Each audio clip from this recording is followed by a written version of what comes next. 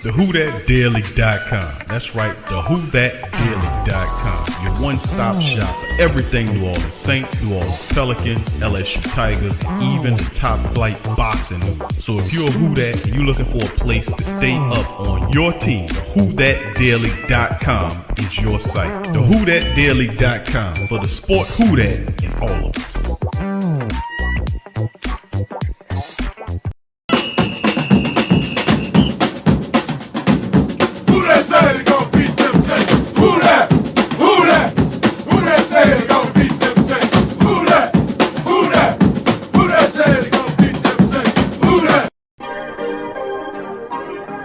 Yeah.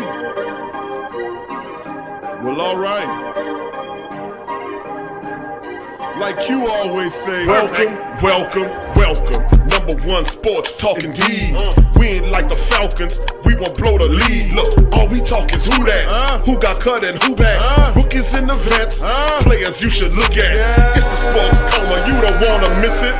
Got the pre-game, party, post-game statistics. Get a visit for Sway, maybe DC or 5. It's the hottest thing smoking, Big Q and the guys. Go to YouTube Live, make sure you subscribe. Interviews inside the Saints locker room high. Talk to Drew, Jordan, Zach, Peyton, New Orleans, Who That Nation. Best believe when I say we bleed gold and black. Ain't a miracle or rivalry could ever hold us back. No, Beastquake, Bounty Gate, let the truth be told. It's the sports coma, all we know is Saints Super Bowl. Yeah. You're listening to the Sports Coma with Big Q and the guys on the PRO Media Network.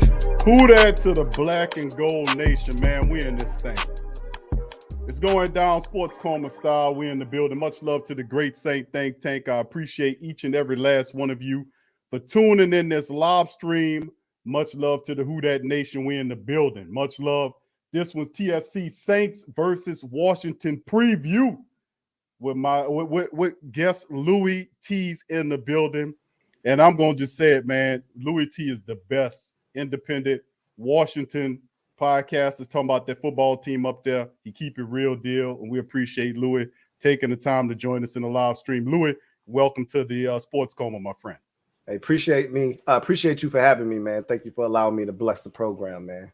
Thank you, bro. And listen, we got some interesting stuff we're going to go into today, family. As Louie here to talk about the Washington football, the upcoming matchup, the Week 5 matchup against these Skins. Of course, the Saints kind of fell out against the Giants, man. So it's going to be a tough one going up to Washington and taking on that team up there. But look, we're going to get into the injury report right quick, family.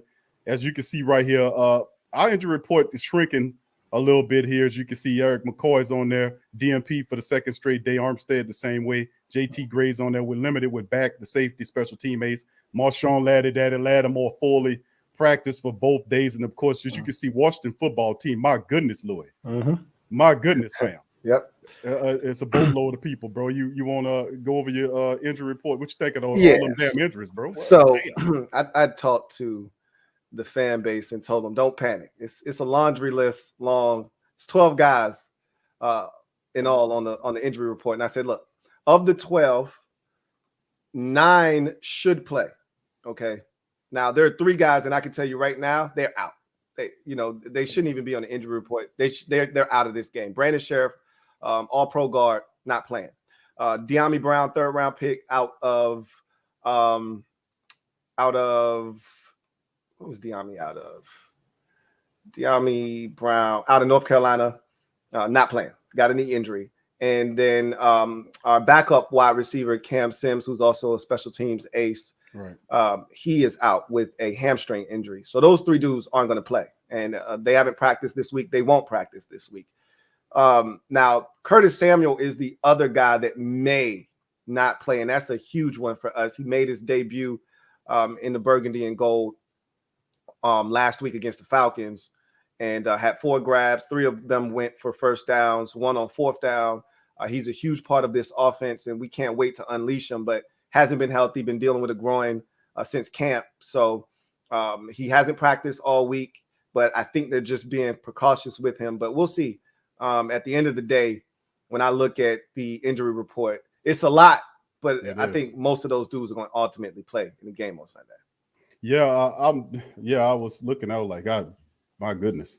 But anyway, I mean, looking at it, man, Washington is a ferocious team. The one thing I know about the Washington Redskins is that defense. We're looking at that young defensive line in particular. Y'all, what's his name? Former Chase Young. Montrez Sweat is another dude that we know about. Jonathan Allen, I don't know if he'll play in the matchup, but there are quite a few players on there that's pretty good. Davis is an interesting player as well. Landon Collins, and I see y'all got Kendall Fuller there as well. So looking at Washington, man, I know Curtis Samuel's a special team ace. I know he does pretty well for y'all in terms of his speed. I remember we know him from his days at Carolina. But the running attack, let's start there with the running attack.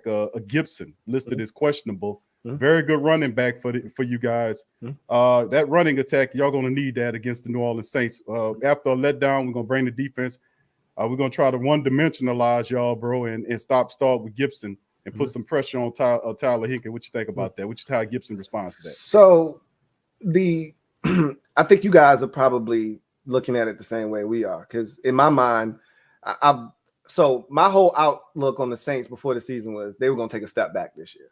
I felt like the Saints, a lot of people felt that way, bro. Yeah, absolutely, and rightfully so. No Drew Brees this year, obviously for the first time in forever. Since 2007?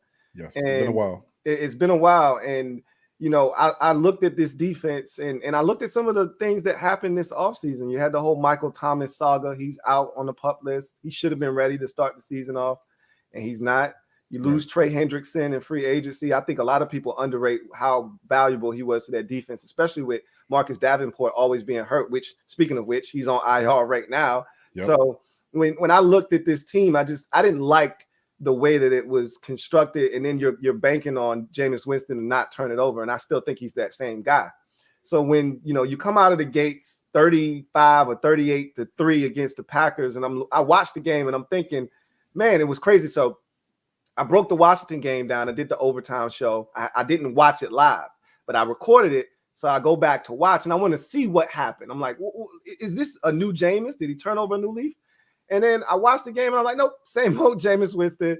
Had an interception negated by a penalty, which I thought was a terrible call. That would have changed, I think, that game at that time. And so it's the same Jameis Winston. What I give Sean Payton a ton of credit for is he's really taking the game out of Jameis's hands. The run game has been really integral in your success. In the 2 games you've won this year, you've run the ball very effectively, and you've minimized how many times Jameis has had to put it in the air. And the biggest thing is you haven't turned it over in those games either. In the 2 games you've lost, Jameis and the offense they've struggled, they've turned it over, and the run game wasn't as prolific. So you asked me about our run game and wanting to take that away. We're going to try to feature that, but honestly, our identity isn't in our run game. Our run game, we throw to set up the run. We want to stay balanced, but our offensive coordinator he didn't have a problem chucking it 40 times, which we don't want to do. But if we have to do it, we have no problems doing that. But Antonio Gibson has been dealing with a myriad of injuries. 2 weeks ago it was his shoulder. Last week it was his shin. It's his shin again this week. He's going to be fine. He's going to play. And J.D. McKissick gives us a nice little 1-2 punch with Antonio Gibson out of the backfield. But both of those guys can catch it as well. Gibson had a 73-yard screen against the Buffalo Bills 2 weeks ago. So they mix it up. J.D. McKissick had a 54-yard catch against the Giants in week number 2. Had a big, touchdown grab, the go-ahead game-winning score on a check down last week against the Falcons. So, these guys in the backfield can do a number of different things. But this is the first, and I told, the fam, I told the congregation that, look, this is the first week since week 1 we're going to see a true defensive front that can pressure the quarterback. We haven't seen that since week 1 versus the Chargers. The Bills didn't really threaten us. The Giants don't have a threatening front, and neither do the Falcons. Cam Jordan and all of those guys, even though you're missing Onyemata, who's suspended, and you're missing, as I mentioned, Marcus Davenport, it's not the same group of guys, but you can still get after the quarterback. And I've watched some of the blitz packages that y'all put together, and it's very aggressive. We got to be ready for that, or it could be a long day for the Washington offense. Yeah, I was looking at a few games, Louie, doing some research on a Washington team. Very intriguing team, man. Very intriguing. Very dangerous team. They got some very, very good weapons on this team. Defensively speaking, for whatever reason, my eyes see the defense coming before I see the offense coming. You know, the defense is. I'm looking at in particular the defensive line with Chase Young is actually pretty intriguing. You know, so but let's the Jameis Winston thing. A lot of people like yourself feel Jameis Winston is the same old Jameis. You're right. They did negate that interception by way of a peculiar call. You're right on that. But I think, remember also, you're right. The Saints are winning. When we won these games, we had the running attack because people that don't know the black and gold, I've been saying this for years, the Saints' true strength is the running attack.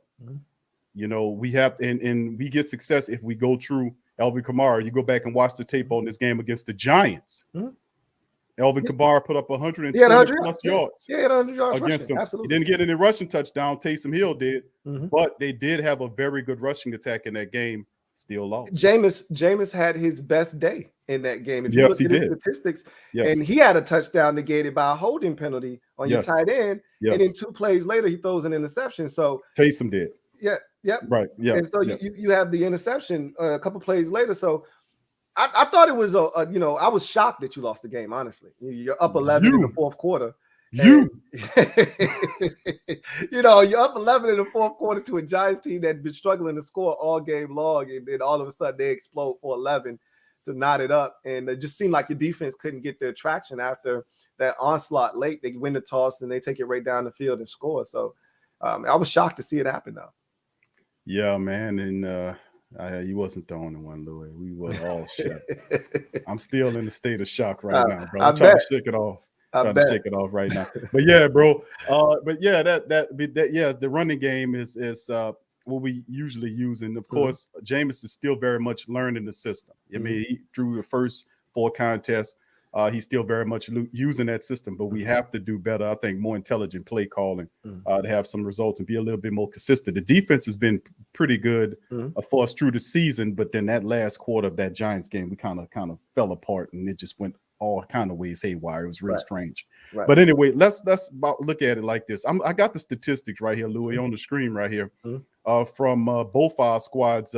Washington, as you can see, the Saints averaging 23.5 per game. Washington 25.3. And then if you look at the points allowed through these 4 contests, Washington's 2-2, 1-1 at home. Saints are 2-2, 1-1 away. So it's a wash there. When you look at the total, your points allowed per game, 17.3 for the Saints defense versus 30.5 by the Redskins. Let's start right there, bro. That's a lot of pointage that the defense is giving up. 30 points, 30 and a half points per game.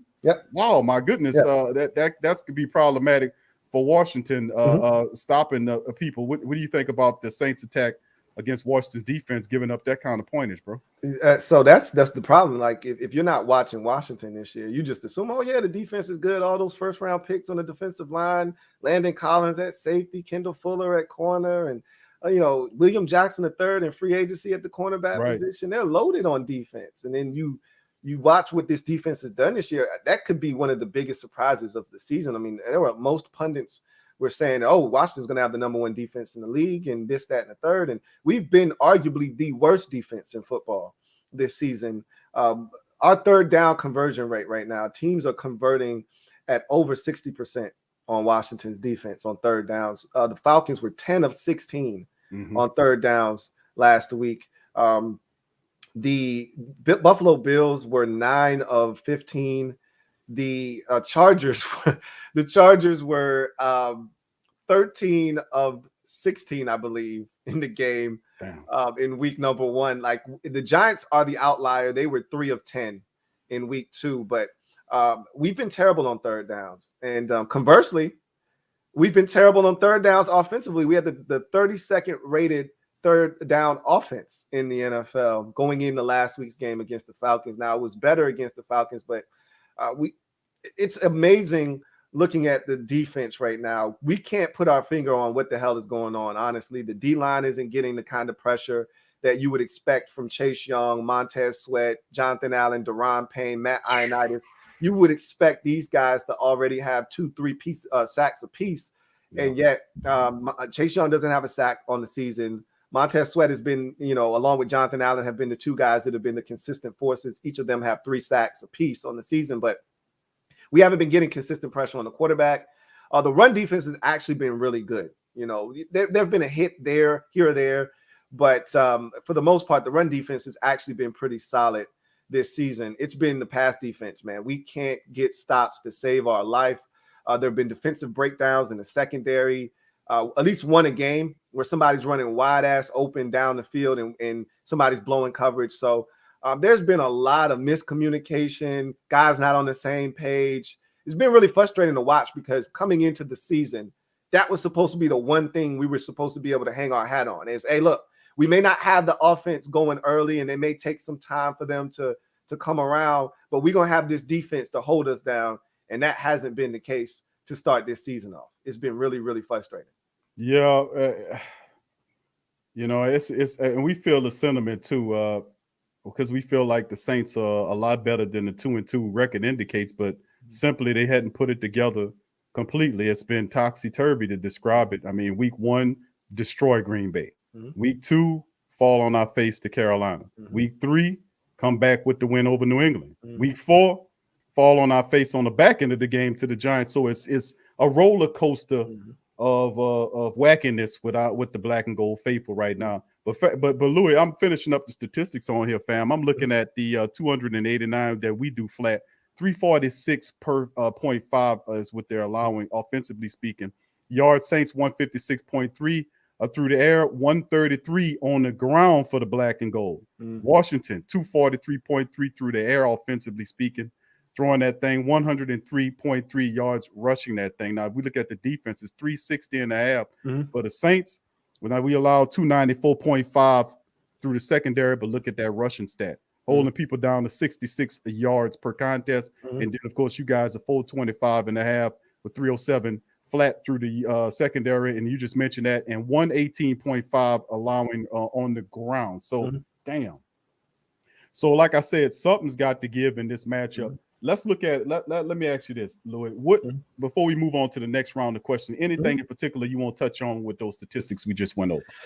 Yeah, the yardage is problematic given up from a passing standpoint, but the rushing yards, a lot of that, we've faced some really mobile quarterbacks and they've kicked our ass, which we don't really feel like we're gonna have to worry about that. Even though I think Jameis is in the best shape of his NFL career, he's not a threat to run. If anybody, it would be Taysom Hill, obviously. But when he comes in the game, you're expecting that. You're looking for that. You know what I'm saying? Right. We've been hurt by quarterbacks that drop back.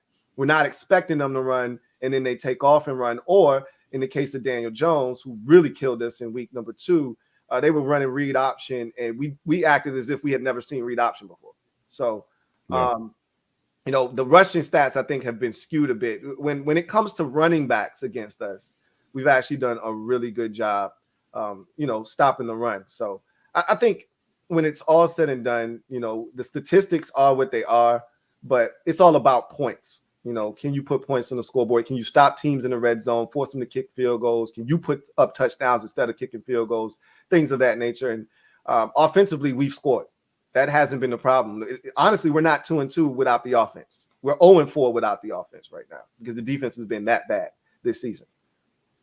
Yeah, Tyler Hinkie, man. I know Fitzpatrick, y'all put him on the IR, so y'all kind of leaning on Tyler Hinkie here. A lot of people remember Hinkie to a degree, but I believe he came over from the Panthers. I think that's Riverboat Ron's guy that he brought over from Carolina. Wasn't that the case, Louis? Yeah, both of the backup quarterbacks, Kyle right. Allen and Taylor Heineke, were both brought. Heineke, I said Hinkie. Oh, my bad. I called the man something else. But listen, let's get into this. Give me what do you think are the keys to victory for the Washington football team coming into this to get a win against the Saints? Let us know that. So I've talked about some of the things that I've watched with the Saints all season long. One of the trends with them is if they can run the football, they can control the clock, the pace of the game, and then they can go play action play. That's really what they want to do. Is they want Jameis Winston to take shots over the top to Marquez Callaway. And, if you can get, Deonta Harris, a deep vertical as well, you try and do those things. But it's really been Callaway who's been the deep threat for them this season. And that's what they really want to do, is run the football, get those linebackers to suck up and get that safety to come down and then get one-on-one over the top and hit number one. So we have to make the Saints one-dimensional. We got to stop the run. Alvin Kamara cannot be a difference maker in this game out of the backfield. I really feel like if we force Jameis Winston to beat us, we can have a similar type of impact on the game like the Panthers did. Now our defense has the potential to be what the Panthers are, and we thought we were going to be what the Panthers are, but that's not what we're doing right now.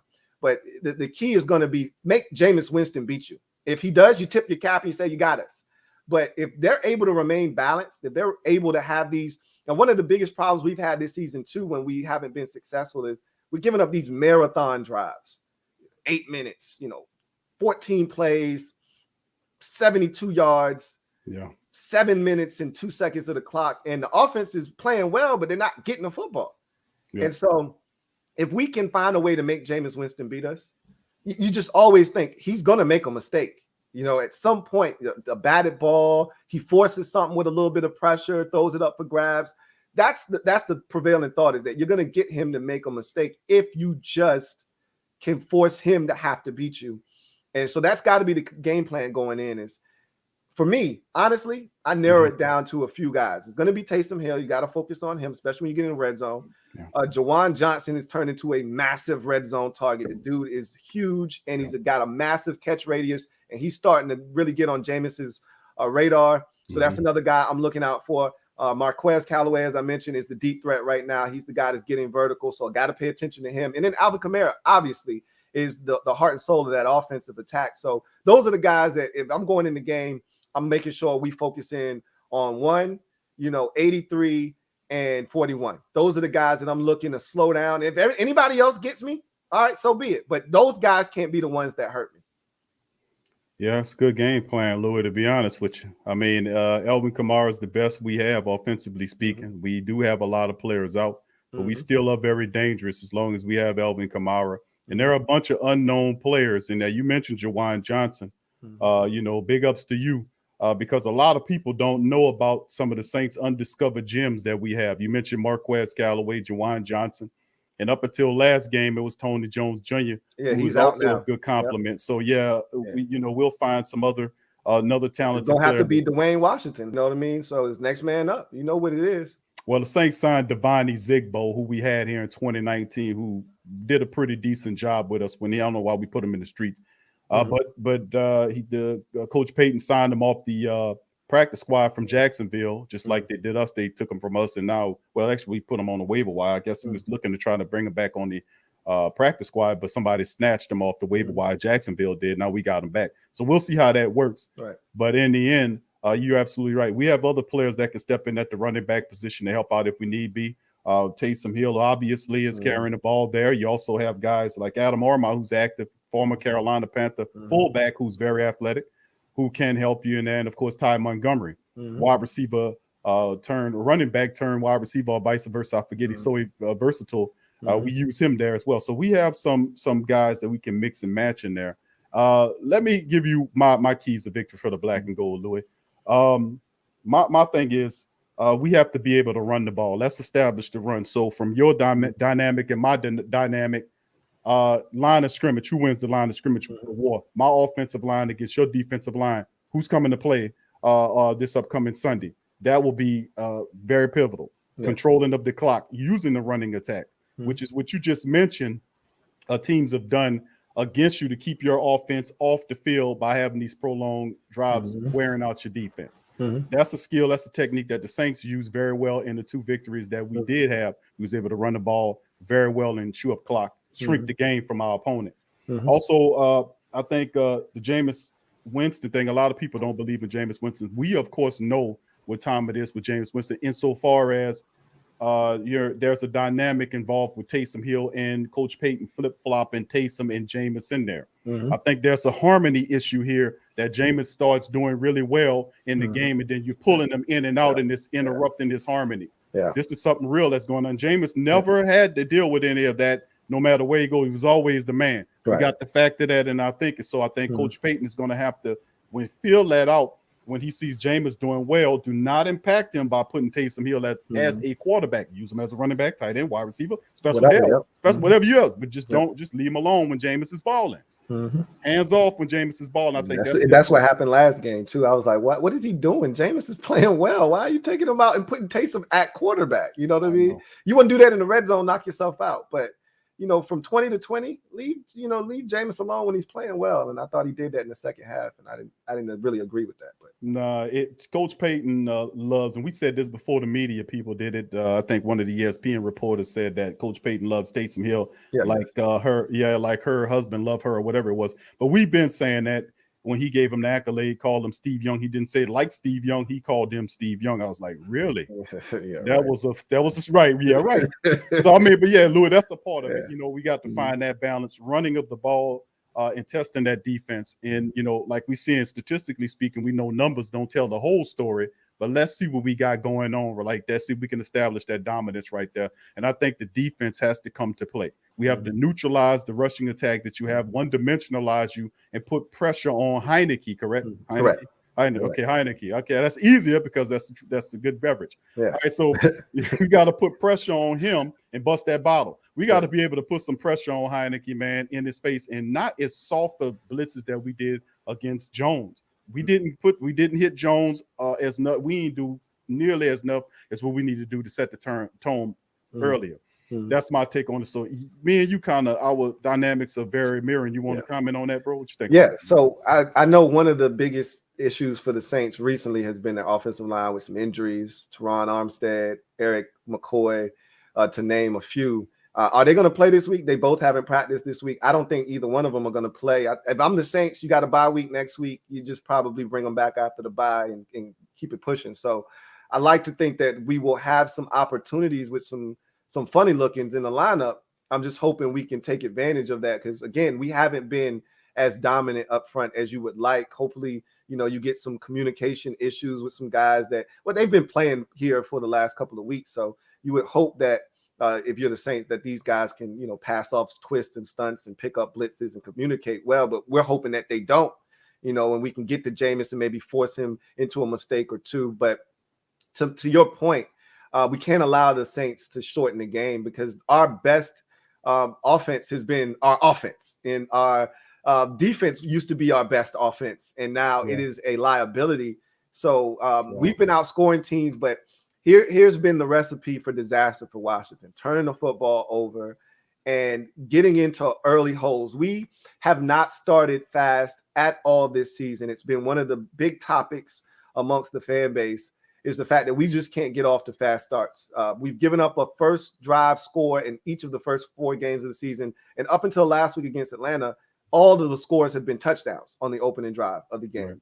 Right. We've gone 3 and out on every offensive possession going into the Atlanta game. We finally got a first down, but we still didn't get any points out of that possession. So we've started slow in every game. It'd be nice to get off to a faster start this week against the Saints and not dig yourself a 7-0 or a 10-0. We had a 10-0 deficit against the Falcons and had to dig ourselves out of that hole.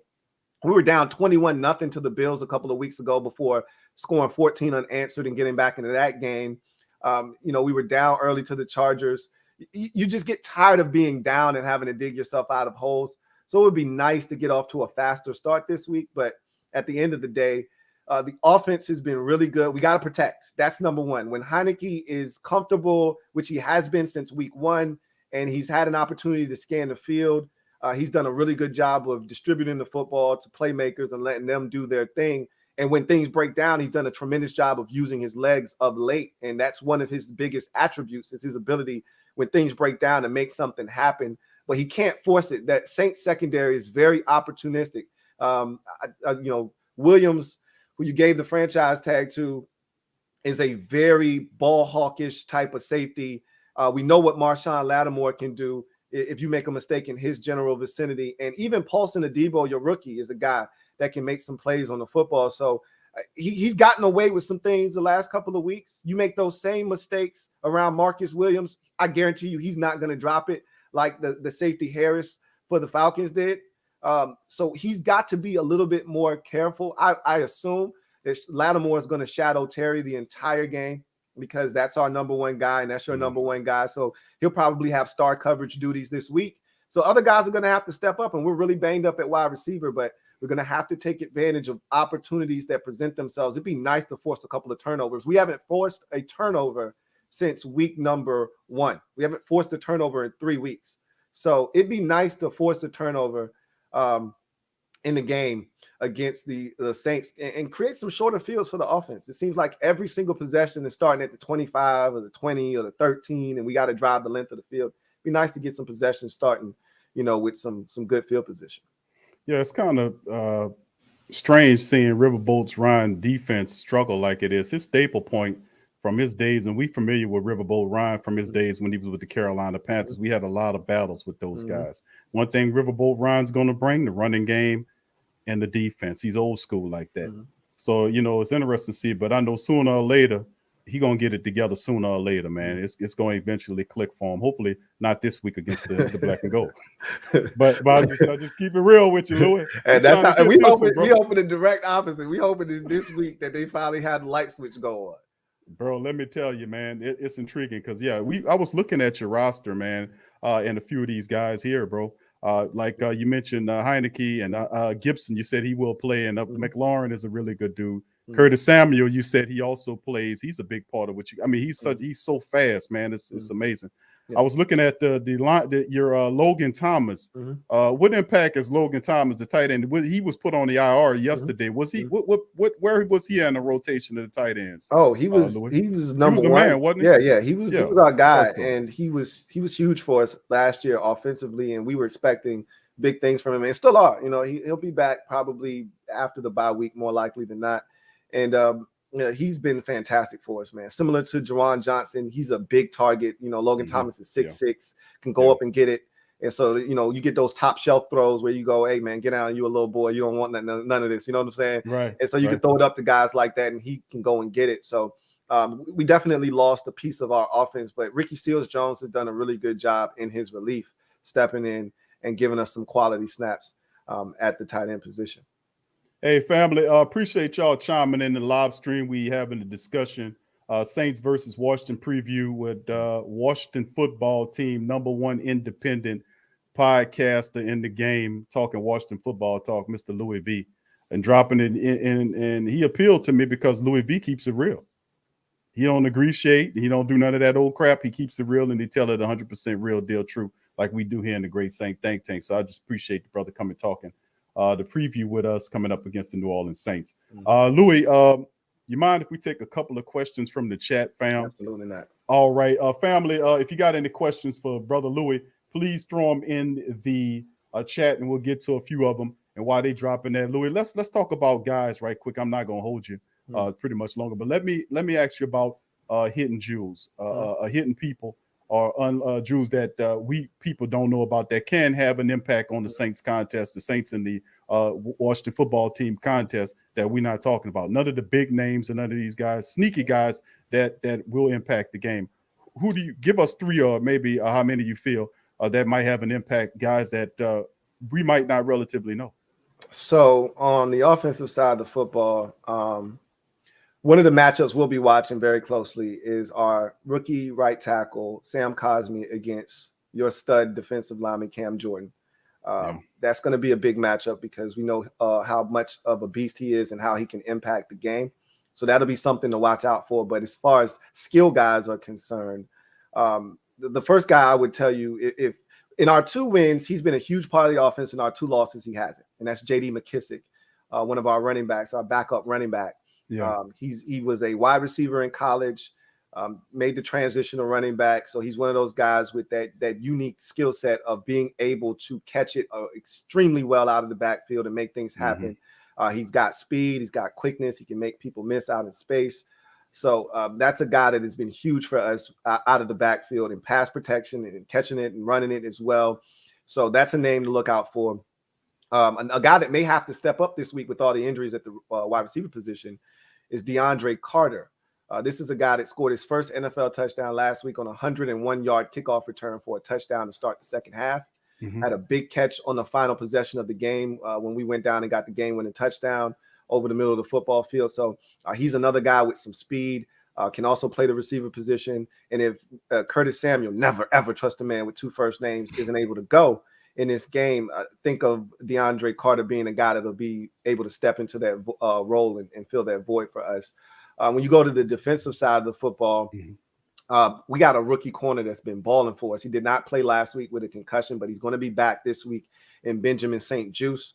Okay. We call him Juice, and he's given us a lot of juice outside at the cornerback position, and he's played some sticky coverage to start out the season. We missed him last week against Atlanta, and so it's going to be good to get him back. We also have a rookie named Jamin Davis at the linebacker position. Yep. One of our linebackers, John Bostic, who has been like a coach on the field, tore his pec last week against the Atlanta Falcons. He's done for the season.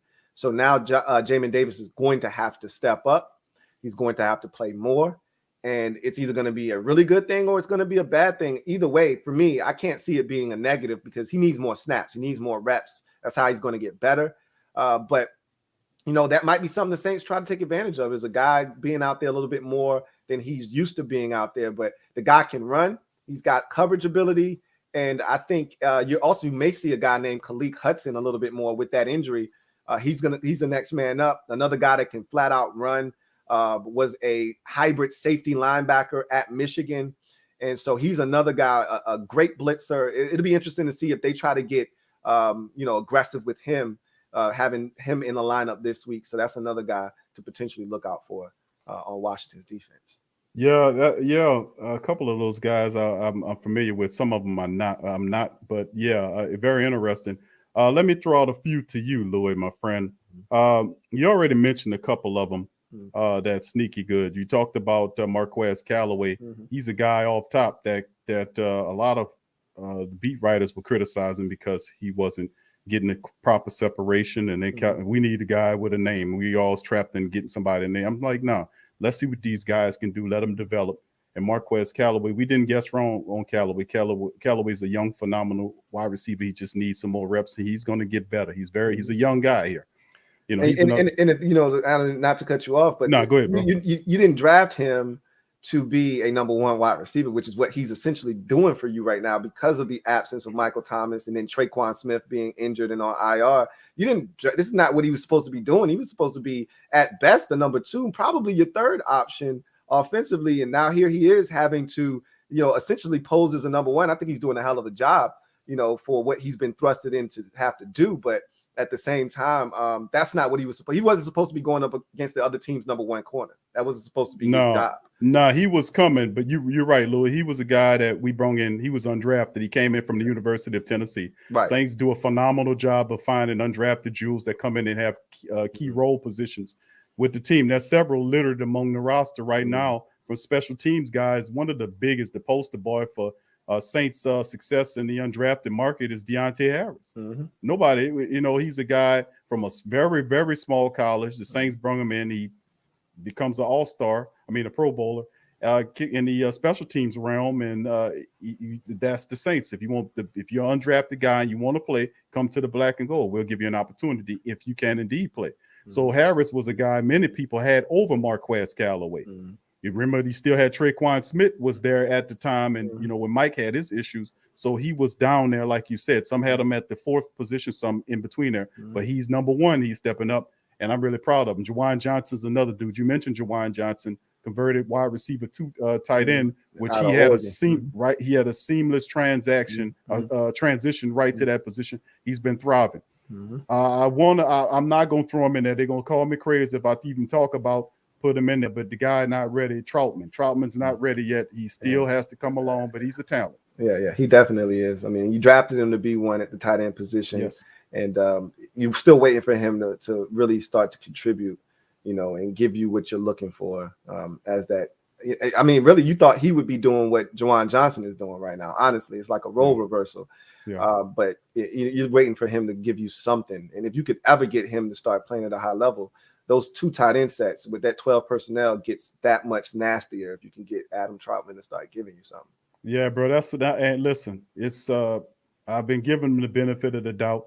and the family members are getting kind of impatient with them. But like I said, these are young players. We got to give these young guys a chance to lot develop. of fans Got don't to be like patient. to give. They don't like to give any of these players. They want instant gratification. Like and everybody. I always tell them, everybody matures at a different rate. That's right. Troutman might not get it till year 3. You know what I mean? Like, you just don't know when that light bulb is going to come on. And you can't give up on guys too soon. You know what I mean? The worst thing that could happen is you give up on him and he goes somewhere else and starts balling. You're like, damn, if we would have just hung in there, that might have been us. But your fan base isn't the only one that is quick to call. I told them, stop using the B word, man. Everybody want to throw that bus word around, man. Stop throwing that B word around, man. Be patient. Yeah, you're right. You're right. Absolutely, bro. So that's what I'm trying to preach patience with Jameis and some of these other young guys. And also a couple of the defensive guys too to make mention of. You talked about Paulson Adebo as a guy that you would like to test on your other stream. This is something that a lot of people are gonna go into. You don't want to throw at Laddie Daddy. You want to throw at and test Paulson Adebo. Now Bradley Roby's there. And of course, we have Chauncey Gardner-Johnson. Roby's a little further down. It's be interesting to see if Coach Payton and Dennis Allen at some point move Roby up there, being that we put the assets in him. This just in my mind, I'm gonna see how this works. But also our undrafted guys in terms of our interior defensive linemen, Ringo, Roach, these type of guys are contributing to the fact that while the Saints are only allowing teams to rush for 66 yards per contest. Yeah, and another guy that I noticed too, when they bring him in, he's blitzing and doing some things, and he's fast. Is Pete Warner. It's another guy that I think we got to make sure we get a body on, because he can flat out run, and those are the types of guys you don't want getting free on the blitz look, because they're going to really speed up the process of Taylor Heineke, and we're trying to avoid that in this football game. Yeah, pressure on him, Louis. And we said that we got to put pressure on Heineke. We got to make him drop and bust that glass. Got to make him spill that beer. We got to knock him around in there, bro. We got to knock that Heineke on the ground, bro. Yeah. But that's what it comes down to. My thing. So let's get a prediction from you, brother Louis. Let's get a prediction. What do you? What's your score in the game? How do you think it plays? So, I do think so. I feel like we're the more desperate team. I said the same thing last week. We played an NFC South team last week. We had the same record last week. And I said the Falcons weren't as desperate as us because, one, the Falcons aren't going anywhere. They're not going to be a good team this year. But two, they're playing the Jets over in London. If you want to win, go win next week. You don't need it. I need it. If I lose this game, I'm in trouble. We're 1-3, and our season is essentially done. We had to have it. I feel like we're in the same boat this week. I said we're not code red, but we're the reddest orange you can get. And so at 2-2, NFC South opponent again for the second consecutive week, same record as this opponent we're playing. Like last week, we were 1-3. Falcons were 1-3 this week. Saints are 2-2. We're 2-2. We got to have it. Y'all got a bye week, so y'all can lick your wounds, get healthy, come back off the bye, and kind of recalibrate. We got the Chiefs coming in town next week, and then we got to go to Green Bay. They're struggling though. They're struggling, but it's still Patrick Mahomes against the defense. You saw the numbers defensively, what we giving up. Yeah. They probably gonna put up 40 on our head if we keep playing the kind of defense we playing. So that's true. We don't have any error, margin for error. We got to have this game. And I said something's got to give. The Saints haven't lost 2 games in a row. We haven't won 2 games in a row.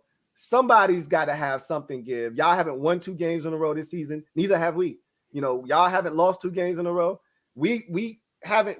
I mean, if we lose this week, it won't be 2 in a row. But I said we can just kill 2 birds with one stone. Get the Saints their second loss in a row. Get that out of the way. We get our second win in a row, and let bygones be bygones. We owe y'all. You know what I'm saying? We had Drew Brees porn night on Monday Night Football about 3 years ago when he broke the record to Traquan Smith, and then last year, man, it was what I think it was. I remember that game. I think it was the year before that. We had a chance. Our season was on the brink. We had y'all by like 13 points, or maybe it was 14 with about 2 minutes left. You scored 2 touchdowns. You go to overtime and you beat us. So it hasn't been fun the last couple of times we've played y'all. We owe y'all one, man. Y'all are due for one. And so I think we get this one. And I think it's another, because I don't trust the defense right now. So I can't go with, a 24-20 type of score. If we going to win, it's going to be 31-28, 31-29. It's going to be 34-30, something like that, 33-30. So I think it's going to be a weird score because we always miss a field extra point or something stupid like that. So it'll be 32-30. Washington gets the victory over the Saints. 32-30 in Washington. Brother Louie says Washington needs it. But I tell you what, Brother Louie, that bye week goes a lot better with a win. Oh, it does. Absolutely. It absolutely does. If you don't get it, it's the most miserable week and a half. We're gonna let them have it, You can't wait to get that taste out of your mouth. But when you win, oh man, everything, the drinks taste better, the food tastes better, the air tastes better, everything's crisper and sharper. Yeah. Yeah, I know what you're saying. I know what you're saying, bro. I know what you're saying. Yeah, so Brother Lou, 32-30, you said, Brother Lou? Yeah. Mm-hmm. Okay, 32-30. If y'all score that many points, we probably in trouble because that ain't even who y'all really are this year. You know, y'all really want to run the ball, shorten the game with that defense, score 24-27, hold the opponent under 20, 17, 20, somewhere in there. And you feel like that should be enough to win 24, 27 points. Y'all scoring 30. I probably got a problem on my hands, but that's what we live in, that environment right now where we got to score 30 to win. So if that's the case this week, so be it. So be it. Okay, that Brother Louis saying it. I'm gonna bring it down. Last week's prediction didn't go well, but this time around, I do think that the Saints will get it together. After a humiliating loss like that to an 0-3 Giants club in your own building, they're gonna be fired up. At least for this game going into the bye week until we come out to the other side to, I think, Seattle. We got on the other side of that thing. But the Saints got to handle business in an epic way. I will have to say mine will be 27-24 Saints. Okay. That's what I'm going to say, 27-24. That's what I'm thinking. And I was thinking, I said 10 points last week, which the Saints would have done against the Giants if the defense wouldn't have surrendered those points on the back end of the game. We would have beat them by double digits and honored my score. And I wouldn't look crazy sitting up here talking about the Saints could beat it by at least 10. They were on point. They would have made me look like a genius. That's right. It made me look pretty good there, Brother Lou. But hey, man, you can't win them all. Right. But listen, bro. Listen, Brother Lou. I'm gonna cut you loose, bro. Listen, I'd like to thank you for joining the stream, my friend. Feel free at any time to pop up here. If you need a word on the Black and Gold, holler at your boy. And also let the family members know, bro, where they can listen to you at, bro. Hey, man, I really appreciate that. So I am a Washington fan, but I cover all 32 teams in the National Football League. So you can find me on YouTube at Louie Tee Network. All right. LOUIE space TEE. So Louie Tee Network. You can find me on Instagram, Louie Tee Network _. You can find me on Twitter at Louie Tee Network. So you can find me just about anywhere. Type in Louie Tee and I'm bound to pop up, man. I'm all over the place. So I really appreciate y'all having me on the program and allow me to bless the program tonight and talk about Washington and the Saints. Hey, bro, we don't every few years we come together, so that this will be the connection. We'll run at each other with this thing, and hopefully down the line in the playoffs, we'll see the Skins in the playoffs again. Well, they were in there last year. Maybe we'll see. We'll meet up again. One last question, bro, before I cut you loose. The Washington football team name. Enlighten us about, bro, the potential when that's going to happen. Me and you talked about it before the show. Let's talk about it to the rest of the family base. Let them know the particulars of when the nickname coming and what it's going to be. It sounds like February of 2022. So before the start of the new league year, after the Super Bowl is when I think they'll try to roll it out. They've given us like 8 names, and then they said it was down to like 3. The Monuments, the Armada, Red Wolves, like these were some of the names that they were, tossing out there. I ultimately, when it's said and done, I think it's going to be Red Wolves. There's been this groundswell among younger fans to have the name be Red Wolves. They've come up with marketing schemes. People have sent them, pictures of what it could be, what the logo could be. And they already talking about, the home stadium would be the Wolf Den, and, the defense could be the Wolf Pack, and all of this nonsense that they're coming up with. So again, I like I told you, pre-show, like you're not appealing to somebody like me. You're not really trying to promote this new name and aim it at someone like myself. I'm going to cheer for the team no matter what. You really want to try to bring in a younger demographic, and they're really hell-bent on the name being Red Wolves. So I think if I had to break down the demographic, I'd say about maybe 52% of the fan base wants it to be Red Wolves, and that's the big majority. The next closest one probably is like at the 25% mark. So even though you still got 48% of people that don't want it to be Red Wolves, but it's split up into like different names. You know what I mean? This name would be cool, or this name would be cool, but 52% is the majority of any one name, and I think that's what they're ultimately going to go with. And so we'll see what happens. I did find a couple of things odd. One thing Rivera said was, the new name will make the DMV proud, all three of the different states in Maryland, DC, and Virginia. And I'm like, The DMV proud. Yeah, proud. So it would make all of them proud because, in the area where the team is, we call it the DMV for the District of Columbia, Maryland, and Virginia. So those three states really. DC's not a state technically, but it's the capital of the country.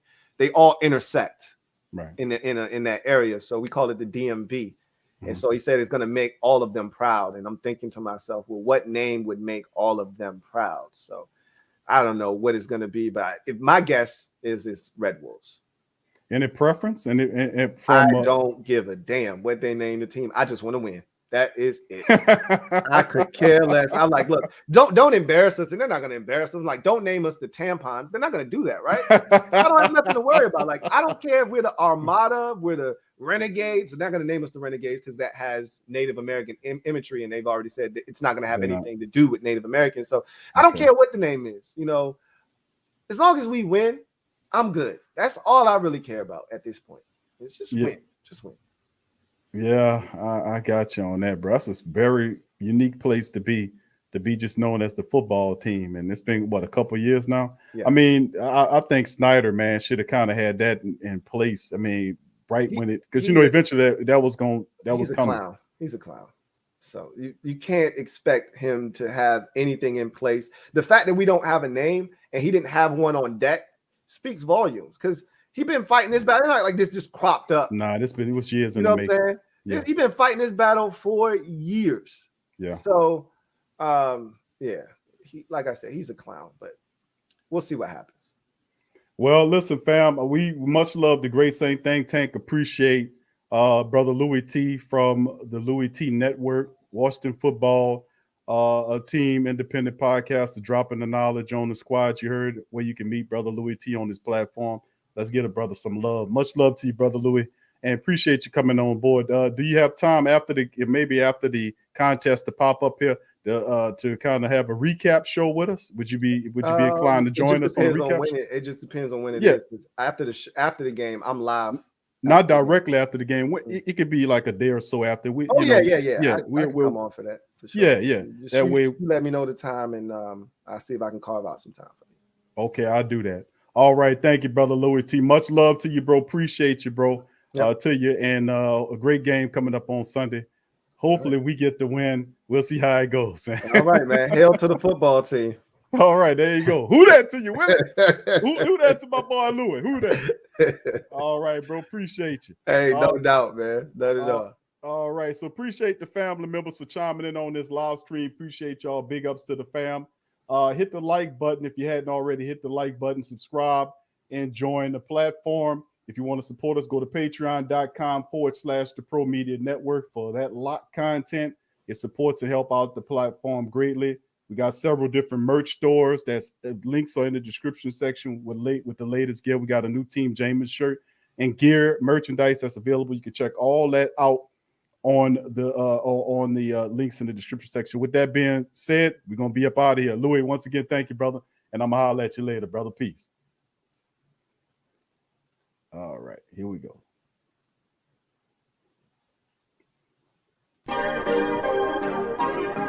Yeah. Well, all right. Like you always say, welcome. Number one sports talking D. We ain't like the Falcons, we won't blow the lead. Look, all we talk is who that, who got cut and who back. Rookies in the vets, players you should look at. It's the sports coma, you don't wanna miss it. Got the pre-game, party, post-game statistics. Get a visit from Sway, maybe DC or 5. It's the hottest thing smoking, Big Q and the guys. Go to YouTube Live, make sure you subscribe. Interviews inside the Saints locker room high. Talk to Drew, Jordan, Zach, Peyton, New Orleans, who that nation. Best believe when I say we bleed gold and black. Ain't a miracle or rivalry could ever hold us back. No, Bisquake, Bounty Gate, let the truth be told. It's the sports coma, all we know is say Super Bowl. Yeah. You're listening to the Sports Coma with Big Q and the guys on the PRO Media Network.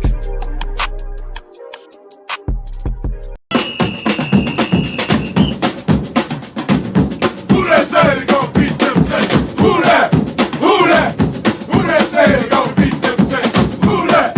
Who that? Who that say they gon' beat them Saints? Who that? Who that?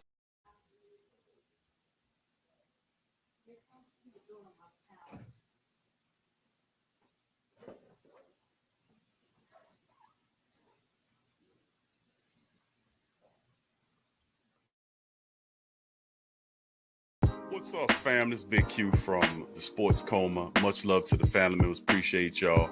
The PRO Media Network is back at it again. Last year, we gave away several PS4s and games. So this year, we're raffling off a PS5. To enter for your chance to win, simply click the link below and fill out all the necessary information to be eligible. Sign up for the raffle. It's $25 to enter. You gain an opportunity to win a system, the PS5 system. Like I said, it's a one remote and everything in it that goes with the full system. These things are hard to come by. It could be yours. Into the raffle today, $25 get you in. There's also a deal when you buy more than one ticket to up your chances of winning. Jump in there. It also benefits the platform as well. So feel free to sign up for the first annual PS5 raffle from the Pro Media Network. Thank you for participating and much love. Big ups to you.